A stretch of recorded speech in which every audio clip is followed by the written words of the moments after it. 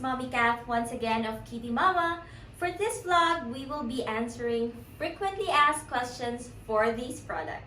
It's no other than the Breathe Easy Stick. Stay tuned!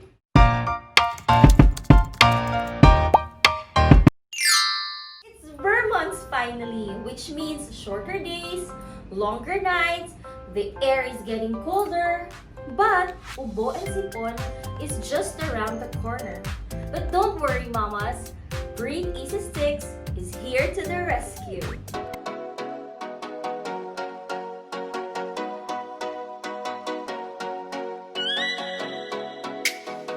This product is made from all natural ingredients and essential oils that helps relieve cough and cold symptoms such as runny nose or di kaya nasal congestion, something like that.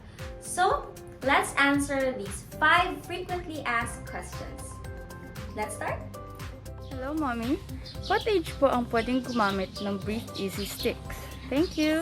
So, Breathe Easy Mild contains only 0.5% essential oils, which means it's safe to use for kids 6 months old up to 11 years old, and also for those who have sensitivity, skin sensitivity, or for those who are new to essential oils and those who have G6PD, you can opt for the Breathe Easy Mild. As for the strong variant, pwede ito sa 12 years old and above.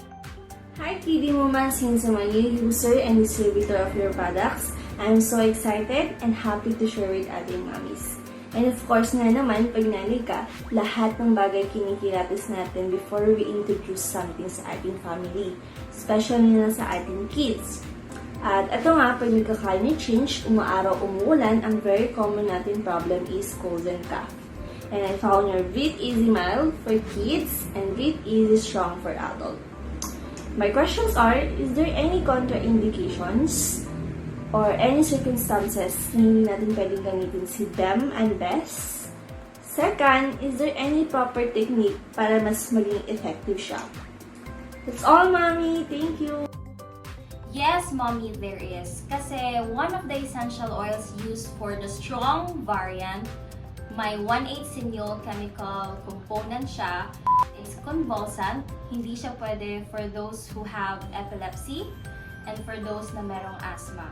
But then again, it's okay kasi we have a asthma blend naman for that. For the mild variant, it's safe to use for everyone. Wala siyang contradictions. So, the proper technique to use it para maging effective siya is just to put it here sa chest, and then sa throat, and then sa back. You have to do this as often as needed. Hi, Mami Catherine! Saan pong part ng katawan pwede at hindi pwedeng ipahid ang BES or BEM? That's a very good question, Mommy. So for the Breathe Easy Sticks, never, kahit anong variant pa yan, never put it near your eyes, nose, mouth. Period.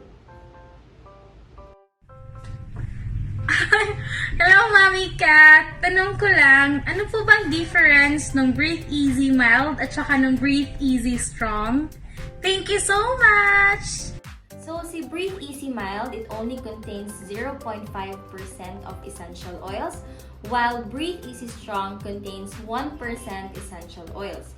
But then, si Breathe Easy Mild is good for those who are starting with essential oils, for those who have sensitive skin, and it's really ideal for kids. For Breathe Easy Strong, medyo mas may matapang siya na oils, so it's really recommended for those who are into essential oils already, and for adults. Hello, Mommy Kat! Tanong ko lang po, pwede po ba itong gamitin sa may mga asthma? Thank you po! Yes, of course, definitely. Pwede si BEM, si Breathe Easy Mild for those who have asthma. But for Breathe Easy Strong, hindi talaga siya pwede. But then, we have an asthma blend for those who have asthma.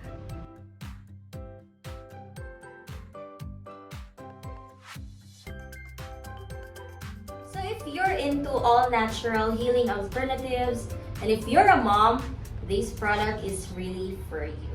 So if you have more questions about this product, please visit our Facebook page and drop us a message. Please don't forget also to follow and subscribe to our YouTube channel and hit that bell button so you'll be notified once we have new videos. And don't forget to join our Kiddie Momma community for fresh updates. This has been Mommy Cat. I'll see you on my next vlog. Bye bye. Keep safe.